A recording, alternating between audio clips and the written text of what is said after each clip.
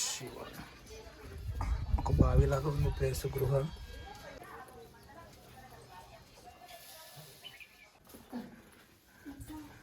అక్కడ చూసాం కదా యాగార్జున టెంపుల్ దగ్గర. ఈ దారి వెళ్తే మనం అక్కడ వెంకటేశ్వర స్వామి దగ్గర ఉన్న గృహ అది వెళ్తాదంట. స్వామివారి మహిమ అనుకుంటుంది. వాటర్ ఇక్కడే ఉన్నాయి, కానీ కొంచెంగా ఉంది అంతే. స్వామివారి ఉపయోగించిన కొలను. ఇక్కడ నుంచి ఇలా స్ట్రైట్గా వెళ్తే శ్రీశైలానికి కూడా దారి ఉందంట. చింత చెట్టు కింద వీరబ్రహ్మం గారు రాసిన తాళపత్ర గ్రంథాన్ని పాత పెట్టారంట. ఆ చెట్టుని మనం చూసుకోవచ్చు. అప్పుడు ఆ బ్రాహ్మణులు సాక్షాత్తు కాశీలో ఉన్న విశాలక్ష్మి అమ్మవారిని సాక్షిగా ఇక్కడికి తీసుకొస్తారు. అందరికీ నమస్కారం. ముందుగా గురుగారు చాగంటి కోటేశ్వరరావు గారికి నా హృదయపూర్వక నమస్కారాలు. ప్రస్తుతంగా అయితే యాగంటిది దర్శనం చేసుకొని టువర్డ్స్ వెళ్తున్నాను.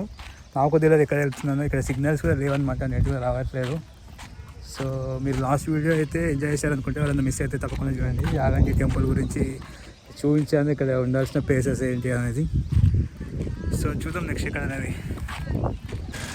యాగంటి టెంపుల్ దగ్గరనే వెయిట్ చేస్తున్నాం ఒక 20 minutes నుంచి వెళ్ళి. ఇక్కడ ఆటో చాలా ఇబ్బందిగా ఉంది, చాలా టైం పడుతుంది అన్నమాట వెళ్ళడానికి. చూద్దాం. యాగంటి నుంచి వెళ్ళి మొత్తం ఇక్కడ రవ్వలకొండ అనే ప్లేస్ ఉందన్నమాట. రవ్వలకొండ ప్లేస్ ఇంకా అచ్చమ్మ గారి ఇల్లు ఉంటుంది, అది రెండు చూపించడానికి మొత్తం 450 రూపాయలు తీసుకున్నారు మన దగ్గర. ఆల్రెడీ 100 రూపాయలు ఇచ్చిన, ఇంకా 350 ఇవ్వాలి.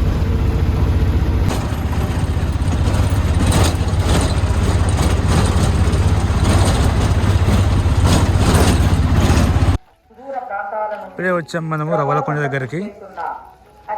ఇక్కడ నిత్యాన్నదానం ఉందంట. మొదట ప్రజెంట్ టైం 1 అవుతుంది. లంచ్ చేసుకొని రవ్వలకొండలో ఉన్న గుహను కూడా చూద్దాం. అక్కడ పోతులూరు వీరబ్రహ్మేంద్ర స్వామి ధ్యానం చేసిన ప్లేస్.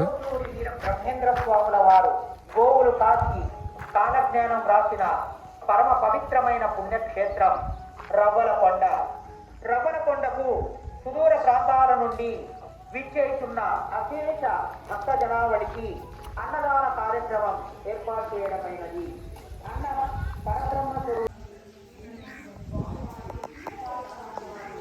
దర్శనం చేసుకొని కొంచెం ముందుకు వచ్చిన తర్వాత మనకి ఇక్కడ వీరబ్రహ్మం గారి టెంపుల్ ఉంది. ఇక్కడ లోపల మనం దర్శనం చేసుకోవచ్చు. ఇక్కడ నుంచి కొంచెం వెనకాలకి పోతే మనకి గృహ ఉంటుంది. పోతులూరు వీరబ్రహ్మేంద్ర స్వామి గారు గోవులను కాల్చడానికి వచ్చినప్పుడు ఈ ప్లేస్లోనే ఆ గోవులను అక్కడ పెట్టి ఆ గృహలో తపస్సు చేసేవాళ్ళు అనమాట. కాలజ్ఞానం కూడా అక్కడే రాశారు.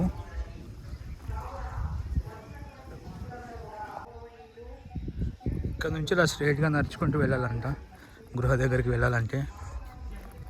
జనాలు అయితే ఎక్కువ లేరు ప్రస్తుతానికి.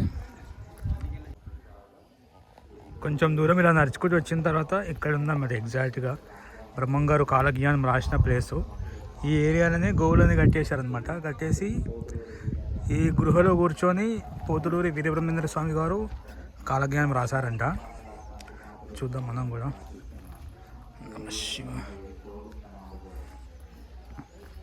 లోపలికి వెళ్ళడానికి ఎంట్రీ ఫీజు 10 రూపాయలు ఉన్నట్టుంది. టికెట్ తీసుకొని లోపలికి వెళ్తున్నాను రవ్వలకొండ దగ్గర.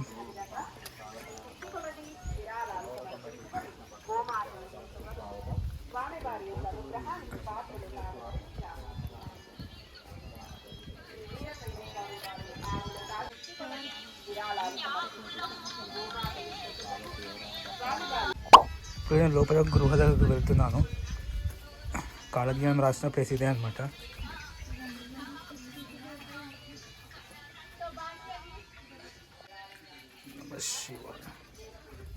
ఒక బావిలాగా ఉంది ప్లేస్, గృహ.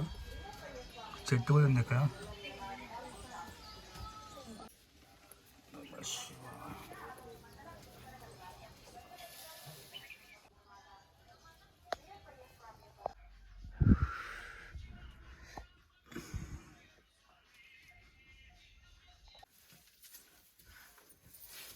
ఇలా ఉంది ప్లేస్ అయితే. ఇక్కడ లైట్స్ ఏర్పాటు చేశారు.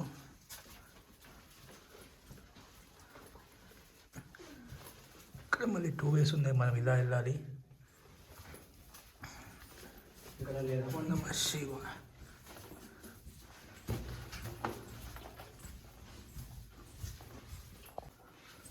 ఇక్కడ నాలుగున్నర అడుగులు ఉంటుంది అనమాట, అంతే.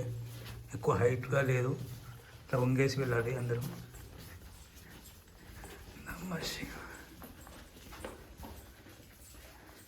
ఇక్కడ మళ్ళీ వేరే దారి ఉంది, ఇక్కడ కూడా వేరే దారి ఉంది. వెళ్ళండి.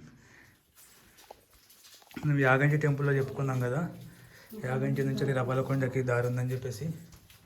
ఇవి ఇక్కడ రాసి ఉంది కూడా, ఇక్కడ మహానందికి దారి, కోనేరుకు దారి. మనం అక్కడ చూసాం కదా యాగంటి టెంపుల్ దగ్గర.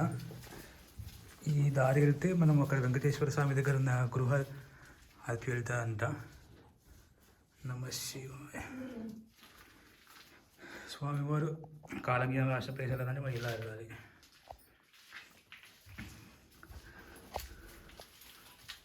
ఇప్పుడే స్వామివారిని దర్శనం చేసుకొని వస్తున్నా. అంత భయంకరంగా అయితే ఏమీ లేదు, అన్ని లైటింగ్స్ అయితే ఏర్పాటు చేశారు. కొంచెం ఉబ్బరంగా ఉంది అంతే, బాగుంది అసలు. మొత్తం కొండ గృహల్లో ఇటు చూసిన దారులు ఉన్నాయి అన్నమాట, ఇటు ఒక దారి అటు ఒక దారి స్ట్రైట్గా. మేబీ వాళ్ళు అప్పట్లో ఈ దారి నుంచిలే వచ్చేవాళ్ళేమో. నమ శివాయ. ఇక్కడ స్వామివారు యూజ్ చేసిన కోనేరు ఉంది నిత్యావసరాల కోసం. అది జస్ట్ ఇట్లా చిన్న బావిలా ఉంది, కానీ వాటర్ ఉన్నాయి అక్కడ. స్వామివారి మహిమ అనుకుంటుంది. వాటర్ ఇక్కడే ఉన్నాయి, కానీ కొంచెంగా ఉంది అంతే. స్వామివారి ఉపయోగించిన కొలను. ఇక్కడ నుంచి ఇలా స్ట్రైట్గా వెళ్తే శ్రీశైలానికి కూడా దారి ఉందంట. అమ్మో, నమ శివాయ. ఈ గృహలో అప్పుడప్పుడు వర్షాకాలంలో వర్షం నీళ్ళు కూడా వచ్చే అవకాశాలు ఉన్నట్టున్నాయి, వాటిలో నుంచి రావాల్సి వస్తుంది. ఇప్పుడైతే బాగానే ఉంది. నమ శివాయ. తనకైతే లోపల ఉన్న గృహ చూసి వచ్చాను పైకి, చాలా బాగుంది. మనం ఇందాక గృహ చూసాం కదా, గృహ పక్కనే టెంపుల్ ఉందన్నమాట, యాక్చువల్గా కనిపిస్తుంది కదా. అక్కడ పోతులూరు వీరబ్రహ్మేంద్ర స్వామి గారి విగ్రహం, పక్కన గాయత్రి అమ్మవారిది 5 ముఖాలతో అనుకుంటా, 5 ముఖాల విగ్రహం ఉంది. దక్షిణామూర్తి స్వామి గారు ఉంది. బాగుంది టెంపుల్. ఇలా చూసుకొని నెక్స్ట్ నేను ఈ పోతులూరు వీరబ్రహ్మేంద్ర స్వామి గారు ఆవులను కాసారని చెప్పారు కదా, ఆ ఆవులు వచ్చేసి కింద బంధగనపల్లిలో అచ్చమాంబ గారు అన్నమాట. తర్వాత వారు యాగంటిలో వారికి కూడా మంత్రోపదేశం చేశారు, మనం చూసాం కదా యాగంటి టెంపుల్ వీడియోలో. సో ఆ ప్లేస్కి వెళ్దాం అనుకుంటున్నాను నెక్స్ట్, తెలుసుకుందాం.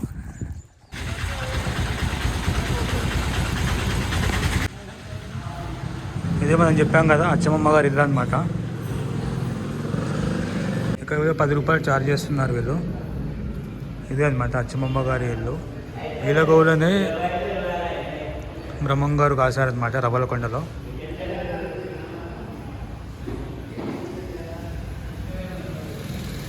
ఈ ఇంట్లో ఇక్కడ దర్శనం చేసుకున్న తర్వాత ఇట్లా 1, 2, 3 ఉంది కదా, నెంబర్స్ ఫాలో అయ్యాలన్నమాట.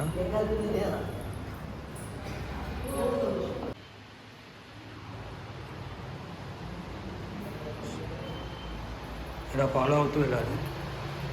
ఇదంతా కాలజ్ఞానం సంబంధించిన ఇక్కడ సంబంధించిన స్టోరీస్ అంతా ఉన్నాయి. మొత్తం మిర్రర్లా ఉందన్నమాట.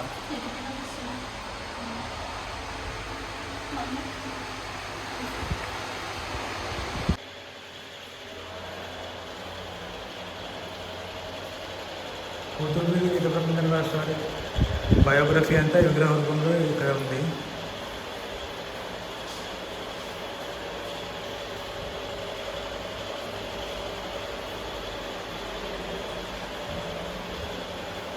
ఇక్కడ నెంబర్స్ పట్టుకుని మనం యాక్చువల్గా ఇలా కిందికి వెళ్ళాలి.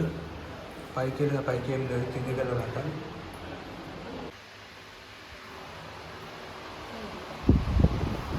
చిన్ని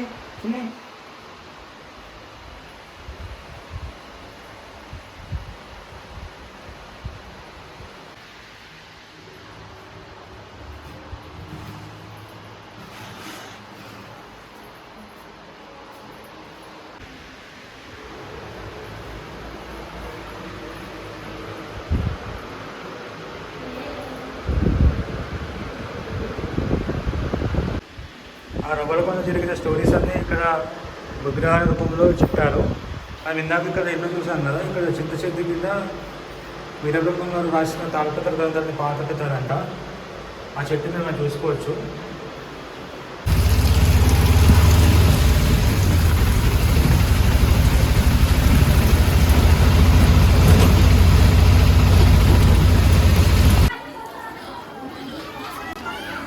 నేను రవ్వలకొండ నుంచి వెళ్ళి నంద్యాల వెళ్ళే దారిలో కొంతమంది సజెస్ట్ చేశారనమాట ఈ టెంపుల్.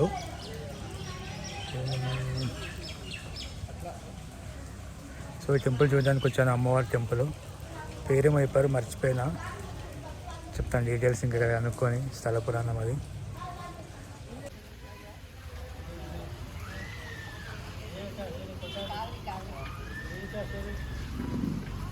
లోపల అమ్మవారు పేరు వచ్చేసి చౌడేశ్వరి అమ్మవారు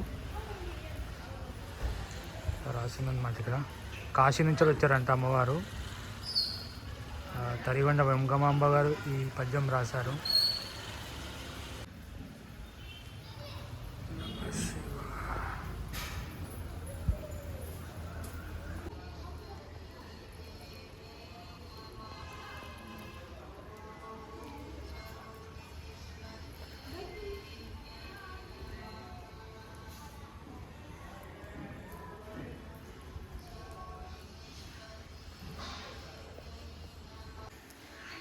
టెంపుల్ అయితే కొంచెం పురాతన టెంపుల్ లాగా అనిపిస్తుంది.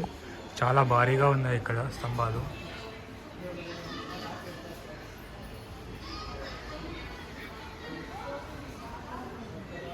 ఇక్కడ దర్శనం తీసుకొని వచ్చాను. కొంతమంది అయితే స్థలపురం అని చెప్పమంటే ఇక్కడ బోర్డు ఉంది, చదువుకొని అన్నారు. చూపిస్తాను మీకు బోర్డు. లోపల అమ్మవారి దర్శనం అయితే చాలా బాగుంది. ఈ లోకల్ ఏరియా వస్తే మస్ట్ విజిట్ టెంపుల్ అని చెప్పుకోవాలి. చౌడేశ్వరి అమ్మవారి టెంపుల్ ఇది అన్నమాట. స్థల పురాణం.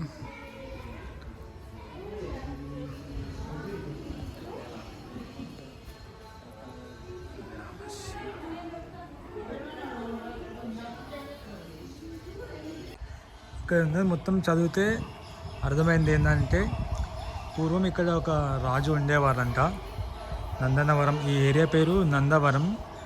ఆ రాజు వచ్చేసి దత్తాత్రేయ స్వామి భక్తుడు అనమాట. దత్తాత్రేయ స్వామిని తపస్సు చేసి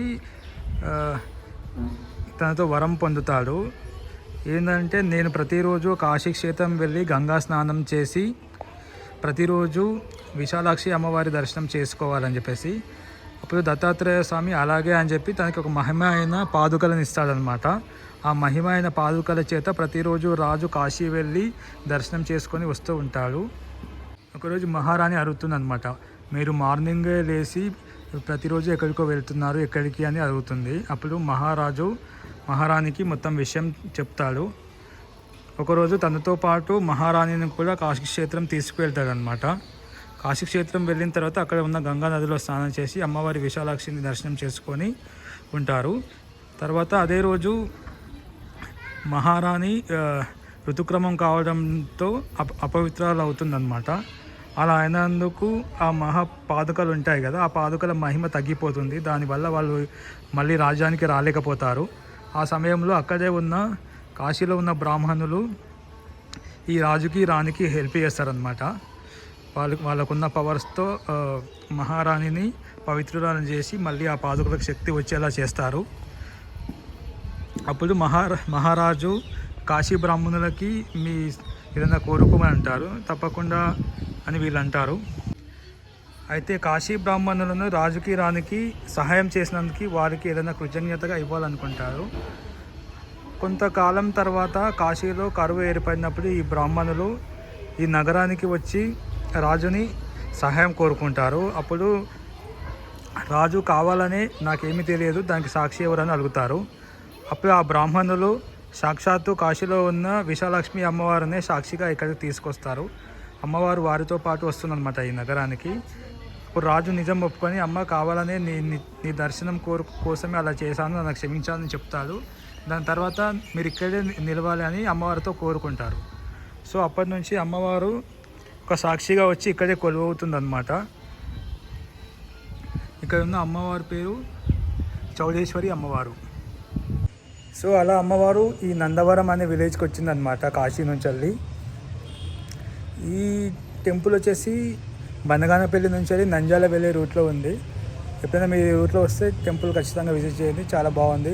సాక్షాత్తు శక్తిపీఠమైన విశాలాక్షి అమ్మవారే ఇక్కడ బ్రాహ్మణుల కోసం సాక్షిగా చెప్పడానికి వచ్చింది.